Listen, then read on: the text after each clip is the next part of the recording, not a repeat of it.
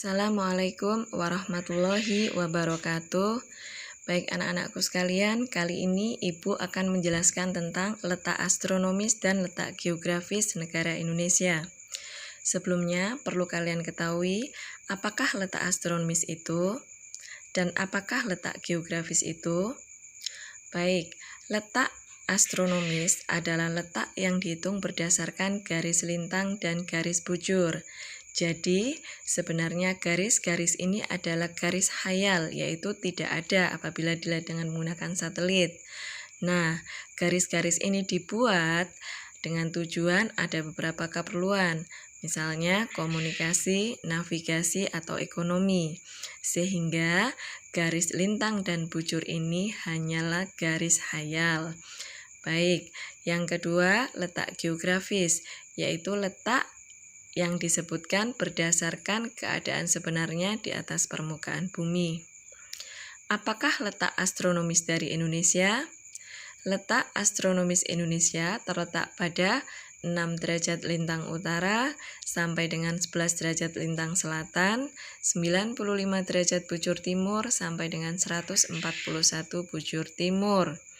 Sedangkan letak geografis Indonesia diapit oleh dua benua Asia dan Australia dan diapit oleh dua samudra Hindia dan Pasifik. Nah, coba sekarang Ibu fokus dulu kepada letak geografis ya. Kalian perhatikan peta mini yang sudah digambarkan Ibu. Di situ ada pulau-pulau besar dan pulau-pulau kecil negara kita, negara Indonesia. Masih ingat 5 pulau besar yang ada di Indonesia? Coba kita sebutkan bersama-sama ya. Sumatera, Jawa, Kalimantan, Sulawesi, dan Papua. Nah, Pulau Kalimantan memiliki nama lain yaitu Borneo, sedangkan Sulawesi memiliki nama lain ya Celebes. Nah, bisa kamu perhatikan di situ ada laut-laut yang menghubungkan antar pulau. Apabila laut sempit itu menghubungkan dua pulau maka disebut dengan selat.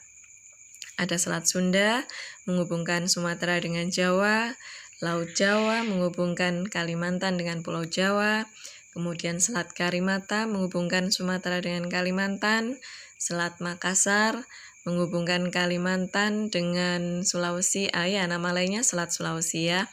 Kemudian di atasnya ada Laut Sulawesi. Nah, itu gambaran sepintas mengenai kepulauan kita ya, pulau dan laut yang ada di negara kita. Nah, kembali kepada letak geografisnya. Kalian lihat di sebelah barat, di atasnya Pulau Sumatera itu ada negara Malaysia. Apabila ditarik ke atas itu adalah benua Asia. Sedangkan di sebelah selatan, di bawahnya ini ya, Kepulauan Sumbawa itu Sunda Kecil, Nusa Tenggara Timur itu ada benua Australia. Nah, sehingga apabila kita khayalkan posisi negara kita itu berada pada persilangan benua Asia dengan Australia, kemudian Samudra Pasifik dengan Samudra Hindia. Letaknya sangat strategis sekali, bukan? Baik, itu mengenai letak geografis. Sekarang Ibu ke letak astronomis ya. Nah, letak astronomis Indonesia, batas paling utara itu ada pada Pulau W. Di mana letak Pulau W? Di ujung paling utara Pulau Sumatera. Nah, termasuk dalam Provinsi Aceh ya. Di situ ada Pulau W. Di situ posisinya Pulau W itu berada pada 6 derajat lintang utara. Baik, kemudian yang paling selatan, batas paling selatan itu Pulau Rote, yaitu di Kepulauan Sumbawa ya. Kalian perhatikan di peta Ibu, di selatan itu Pulau Rote, yaitu 11 derajat lintang selatan. Sedangkan batas paling barat itu berada pada Provinsi Aceh kembali, yaitu di Pulau Penggala, 95 derajat bujur timur, dan paling timur itu pada Kota Merauke di Papua, 141 derajat bujur timur.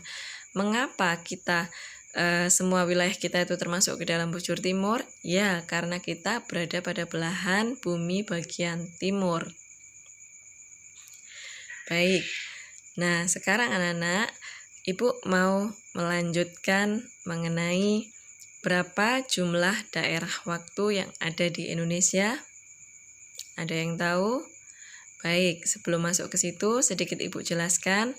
Anak-anak, bumi kita berbentuk lingkaran, bulat.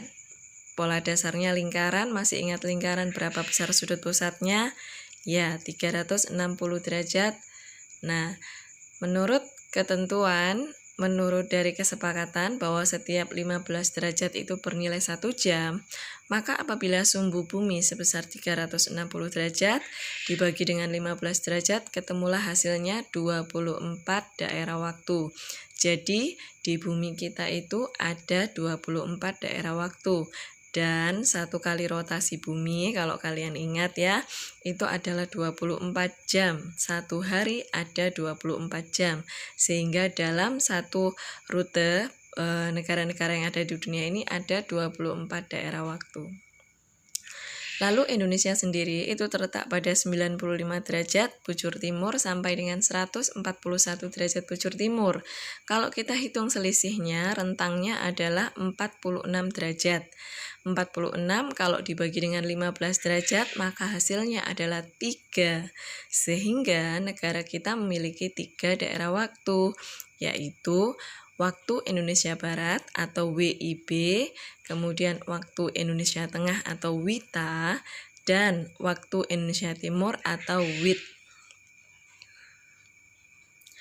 Baik, nah anak-anak, jadi penentuan garis bujur itu berpusat pada kota Greenwich ya, yang ada pada London. Itu 0 derajat patokannya di situ, namanya GMT, Greenwich Mean Time. Sehingga apabila kalian baca dengan HP kalian, di mana posisi kita di Surabaya termasuk waktu Indonesia Barat, jaraknya adalah GMT plus 7. Kita terpaut 7 jam dengan GMT. Sedangkan di WITA itu terpaut 8, sehingga GMT plus 9. Dan selanjutnya untuk WIT adalah GMT plus 9. Baik, bisa dipahami anak-anak? Nah, untuk memudahkan, jadi ada ilmuwan yang meneliti termasuk perbedaan dari fauna dan flora mulai dari Indonesia bagian barat sampai dengan timur. Maka di situ dibuatlah pemisah atau klasifikasi ya, melalui garis Willis dan garis Weber sesuai dengan nama penemunya. Garis Willis itu letaknya di antara Pulau Kalimantan dengan Sulawesi. Kemudian garis Weber itu antara Pulau Sulawesi dengan Kepulauan Maluku. Antara di sebelah barat garis Willis itu merupakan WIB, sedangkan di tengah antara Willis dan Weber itu WITA, dan di sebelah kanan dari Weber itu adalah WIT ya. Nah, apa bedanya? Pada Indonesia bagian barat itu flora faunanya bertipe asiatis atau mirip dengan hewan dan tumbuhan yang berasal dari benua Asia. Biasanya umumnya hewannya besar, tumbuhannya juga lebat ya, rindang tinggi, batang pohonnya tinggi, akarnya besar, seperti itu. Mengapa? Karena curah hujannya cenderung tinggi. Sedangkan pada Indonesia bagian tengah atau WITA itu hewannya disebut hewan asli atau peralihan. Ukurannya sedang, tidak terlalu besar, tidak terlalu kecil ya. Contohnya ada anoa dan babi rusa. Di Indonesia bagian timur itu karena curah hujannya sedikit sehingga banyak sabana dan stepa, padang rumput diselingi pohon perdu, sehingga pun hewannya menyesuaikan ukurannya tidak terlalu besar ya. Contohnya apa? Mirip dengan hewan dari tipe Australia, kuskus ya. Baik, itu penjelasan mengenai garis bujur. Ada sedikit yang Ibu mau sampaikan, ada yang terlupa tadi, mengenai garis lintang ya. Anak-anak, bumi kita itu bulat, di tengah-tengahnya dibagi dengan garis datar ya, yang tidur, membagi bumi menjadi 2 area sama besar, yaitu utara dan selatan, belahan utara dan belahan selatan. Nah, yang garis tepat di tengah-tengah itu disebut dengan garis lintang 0 derajat, atau nama lainnya adalah garis ekuator atau garis khatulistiwa atau garis lini. Nah, negara kita Indonesia dilalui oleh garis khatulistiwa. Nah, bisa kalian lihat garis khatulistiwa itu melewati kota Pontianak di Kalimantan dan kota Bonjol di Sumatera Barat. Karena negara kita dilalui oleh garis khatulistiwa, sehingga negara kita hanya memiliki 2 musim saja, yaitu kemarau dan penghujan. Nah, seperti itu ya. Nah, sedangkan untuk garis lintang yang letaknya berada di utara khatulistiwa itu adalah lintang utara, dan garis lintang yang letaknya di sebelah selatan itu adalah lintang selatan. Baik, sekarang kita buat perbedaan ya. Apa bedanya garis lintang dan garis bujur? Kalau garis lintang 0 derajat itu namanya garis khatulistiwa ya, atau garis ekuator. Sedangkan garis bujur 0 derajat itu berpusat pada GMT atau Greenwich Mean Time di kota London, Inggris. Garis lintang fungsinya membagi iklim, sedangkan garis bujur fungsinya membagi waktu.